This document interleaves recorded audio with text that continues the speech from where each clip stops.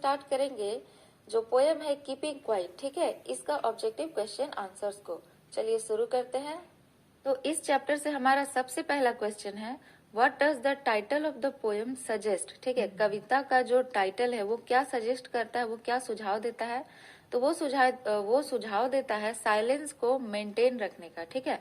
तो option D जो है ये हमारा करेक्ट आंसर हो जाएगा, मेंटेनेंस ऑफ साइलेंस। ठीक है, चलिए बढ़ते हैं नेक्स्ट क्वेश्चन की ओर। क्वेश्चन नंबर 2 है, what does the poem speak about, यानी कि जो पोयम है, जो कविता है, वो किस बारे में बोलती है। तो वो बोलती है the necessity to introspect, understand and have feelings of brotherhood, यानी कि आत्मनिरीक्षण करने, समझने और भाईचारे की भावना रखने की आवश्यकता के बारे में ये जो पोयम है ये बात करती है। ठीक है, चलिए नेक्स्ट क्वेश्चन देखते हैं। क्वेश्चन नंबर 3 है, what does counting up to 12 signify and how will it help. ठीक है, 12 तक की गिनती क्या दर्शाती है और यह कैसे मदद करेगी। देखिए पहले हम लोग देखते हैं कि 12 तक की गिनती क्या दर्शाती है। तो ये दर्शाती है, पहला तो हो जाएगा आवर ऑफ द डे, यानी कि दिन के घंटों को दर्शाती है। उसके बाद मंथ ऑफ अ ईयर, यानी कि एक साल में 12 महीने होते हैं, उसको दर्शाती है। It will help to create peace and harmony, यानी कि यह क्या किसमें मदद करेगी, यह मदद करेगी शांति बनाए रखने और सद्भाव बनाने में। ठीक है, तो करेक्ट आंसर क्या हो जाएगा, ये तीनों ही हो जाएगा, यानी कि ऑल। तो आंसर हो जाएगा हमारा ऑप्शन डी। ठीक है, चलिए नेक्स्ट क्वेश्चन की ओर चलते हैं। क्वेश्चन नंबर 4 है, what is poet's pen name. ठीक है, कवि का उपनाम क्या है। तो कवि का उपनाम है पैब्लो नेरूदा। और देखिए आप लोग को ऑब्जेक्टिव में अगर क्वेश्चन आएगा तो आप लोग को इसी को टिक करना है, क्योंकि यही चैप्टर में भी दिया हुआ है। तो करेक्ट आंसर क्या हो जाएगा, ऑप्शन डी। चलिए बढ़ते हैं नेक्स्ट क्वेश्चन की ओर। क्वेश्चन नंबर 5 है, what is the essence of message of the poem. कविता का संदेश क्या है। ठीक है, इस पोयम का संदेश क्या है। तो ये है introspection and retrospection to be more peaceful and be in harmony. ठीक है, यानी कि आत्मनिरीक्षण और पूर्व व्यापीकरण, अधिक शांतिपूर्ण और सद्भाव में होना, यानी कि कुल मिला के साइलेंस। ठीक है, तो ऑप्शन ए जो है ये हमारा करेक्ट आंसर हो जाएगा। चलिए नेक्स्ट क्वेश्चन देखते हैं। क्वेश्चन नंबर 6 है, what does the poet feel is needed to be at peace, यानी कि कवि के हिसाब से शांति से रहने के लिए क्या आवश्यक है। तो शांति से रहने के लिए आवश्यक है सोल सर्चिंग, यानी कि आत्मा की खोज। ठीक है, आत्मा की खोज जो है वो सबसे ज्यादा आवश्यक है शांति से रहने के लिए। तो ऑप्शन डी जो है ये हमारा करेक्ट हो जाएगा। नेक्स्ट देखते हैं। क्वेश्चन नंबर 7 है, according to the poet what creates barriers, यानी कि पोएट के अनुसार ऐसा क्या है जो हर प्राणी के बीच में बैरियर क्रिएट करता है। ठीक है, तो वो है हमारा भाषा, हमारा लैंग्वेज। इसीलिए जो पोएट है वो इस पोयम के जरिए हम सभी को शांत रहने का, यानी कि साइलेंट रहने का सुझाव दे रहे हैं। तो ऑप्शन डी जो है ये हमारा करेक्ट आंसर हो जाएगा। चलिए नेक्स्ट देखते हैं। क्वेश्चन नंबर 8 है, why does the poet ask people not to skip. ठीक है, कवि लोगों से ना बोलने के लिए क्यों कहते हैं।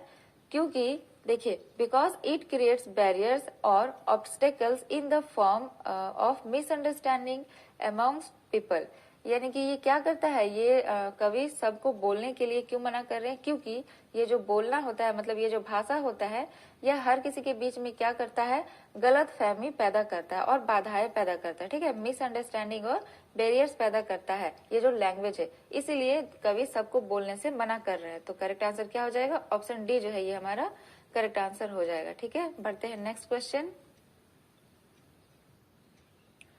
क्वेश्चन नंबर 9 है, what is destroying the environment. ठीक है, पर्यावरण को क्या नष्ट कर रहा है। देखिए अनथॉटफुल एक्शंस, यानी कि बिना सोचे समझे कोई भी एक्शन ले लेना। ठीक है, मतलब बिना सोचे समझे कोई भी काम कर देना। ऑप्शन बी जो है वो है वायलेंट एक्शंस, यानी कि हिंसक एक्शन, यानी कि जो लड़ाई झगड़ा वगैरह होता है ना, ये सब। और ऑप्शन सी है स्पीकिंग विदाउट थिंकिंग, यानी कि बिना सोचे कुछ भी बोल देना। तो ये सभी से पर्यावरण क्या हो रहा है, बहुत ज्यादा खराब हो रहा है, डिस्ट्रॉय हो रहा है, डिस्ट्रॉय होता जा रहा है, नष्ट होता जा रहा है। तो करेक्ट आंसर क्या हो जाएगा, ऑप्शन डी जो है ये हमारा करेक्ट आंसर हो जाएगा, यानी कि ऑल। ठीक है, चलिए नेक्स्ट देखते हैं। क्वेश्चन नंबर 10 है, व्हाट डज नंबर 12 रिप्रेजेंट। ये जो नंबर 12 है ये क्या रिप्रेजेंट करता है, hours of the day and months of a year. ठीक है, ये दिन के जो घंटे हैं उसको भी प्रेजेंट करता है और जो एक साल में जो 12 महीने होते हैं उसको भी रिप्रेजेंट करता है। तो करेक्ट आंसर क्या हो जाएगा? करेक्ट आंसर हो जाएगा हमारा ऑप्शन ए। ठीक है, चलिए नेक्स्ट देखते हैं।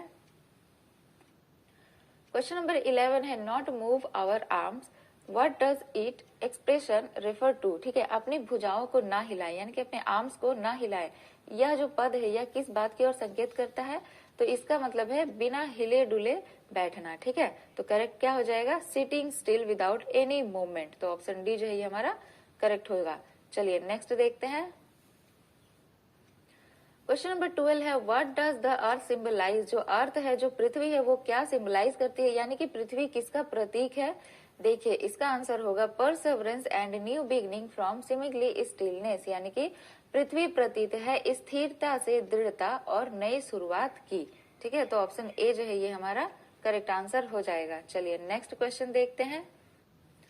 क्वेश्चन नंबर 13 है why does the poet request people to keep quiet. जो कवि है वो लोगों से चुप रहने के लिए अनुरोध क्यों करते हैं? क्योंकि in the hope of becoming more thoughtful and peaceful. क्यों वो सबसे चुप रहने का अनुरोध करते हैं? क्योंकि अधिक विचारशील और शांतिपूर्ण बनने की आशा में। ठीक है, तो करेक्ट आंसर क्या हो जाएगा? ऑप्शन डी हो जाएगा। चलिए नेक्स्ट देखते हैं। क्वेश्चन नंबर 14 है what does the poet want people to do for 1 second. कवि सभी लोगों से 1 सेकेंड के लिए क्या करवाना चाहते हैं? तो वो सभी लोगों से कहते हैं कि 1 सेकेंड के लिए आप सब मतलब क्या हो जाइए? साइलेंट हो जाइए, मतलब पूरी दुनिया साइलेंट हो जाए और मोशनलेस हो जाए, यानी कि एकदम चुप हो जाए, मौन हो जाए और गतिहीन हो जाए। ठीक है, किसी भी तरह का कोई हलचल ना रहे। तो करेक्ट आंसर क्या हो जाएगा? Option D, to be silent and motionless. ठीक है, नेक्स्ट क्वेश्चन देखते हैं। क्वेश्चन नंबर 15 है how long is the poet expecting everyone to stay still. ठीक है, कवि कब तक सभी से स्थिर रहने की अपेक्षा कर रहे हैं? तो कब तक? For 1 second till we count to 12। ठीक है, यानी कि 1 सेकेंड के लिए और जब तक हम लोग 12 गिनेंगे, यानी कि 12 गिनने के बाद 1 सेकेंड के लिए सभी से क्या कह रहे कवि? एकदम साइलेंट हो जाने के लिए। तो ऑप्शन डी जो है ये हमारा करेक्ट आंसर हो जाएगा। क्वेश्चन नंबर 16 है what is the poet expecting from fisherman. कवि मछुआरों से क्या उम्मीद कर रहे हैं? तो वो मछुआरों से यही उम्मीद कर रहे हैं कि वो मछलियों के बारे में सोचे और उनको मारे ना, उनको नुकसान ना पहुंचाएं। ठीक है, तो करेक्ट आंसर क्या हो जाएगा? To think and stop harming the fish. तो ऑप्शन सी जो है ये हमारा राइट होगा। चलिए नेक्स्ट देखते हैं। क्वेश्चन नंबर 17 है while gathering salt what will happen to the man if he keep silent for a moment. मतलब नमक बटोरते समय जब मनुष्य 1 सेकेंड के लिए चुप हो जाएगा तो वो क्या सोचेगा? ठीक है, वो मोमेंट कैसा होगा, उस टाइम पे क्या होगा? तो वो अपने हाथों को देखकर वो सोचेगा कि ये जो नमक है वो मेरे हाथों को कितना नुकसान पहुंचा रहा है। मतलब कि दुनिया में इतना भाग दौड़ हो गया है, ये कवि यही बताना चाहते हैं कि दुनिया में इतना ज्यादा भाग दौड़ हो गया है कि ये सब सोचने के लिए मनुष्य को खुद के ही बारे में सोचने के लिए जरा सा भी टाइम नहीं है। उस मनुष्य को अपने आप को देखने का टाइम मिलेगा। ठीक है, तो यही इसमें बताया जा रहा है। तो ऑप्शन डी जो है ये करेक्ट हो जाएगा।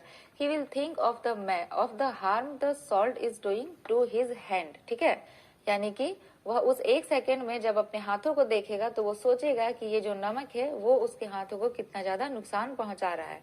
तो करेक्ट आंसर क्या हो जाएगा? Option D. चलिए नेक्स्ट देखते हैं। क्वेश्चन नंबर 18 है what does hurt hand refer to.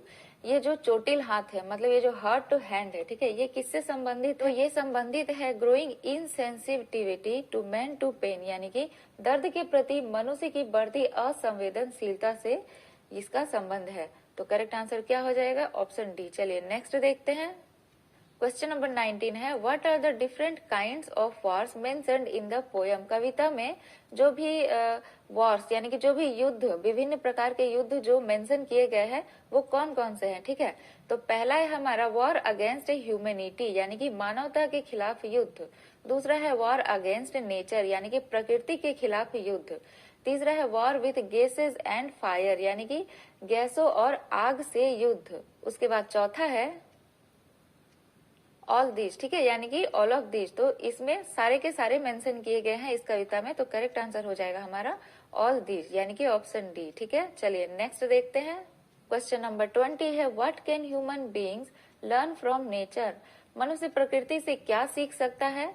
तो मनुष्य प्रकृति से सीख सकता है मौन के साथ काम करना, यानी कि वर्किंग विथ साइलेंस। तो बेसिकली यहाँ बताया जा रहा है कि प्रकृति जो है यही हमें सब कुछ देती है, लेकिन ये कभी भी इस बात के लिए ना ही लड़ती है ना ही विरोध करती है किसी तरह का, और ये बस साइलेंटली हम सभी के लिए हर चीज करती है, हम सभी को हर चीज प्रदान करती है। तो ऑप्शन डी जो है ये हमारा करेक्ट आंसर हो जाएगा। प्रकृति से हमें सीखना चाहिए कि कैसे मौन रह के मतलब काम किया जाता है। ठीक है, तो ऑप्शन डी जो है ये हमारा करेक्ट हो जाएगा। इसी के साथ हमारा कीपिंग क्वाइट चैप्टर का जो लास्ट क्वेश्चन है ये कंप्लीट हो गया है। इसका एमसीक्यू हम लोग जल्दी मिलते हैं नेक्स्ट चैप्टर के साथ। जय हिंद।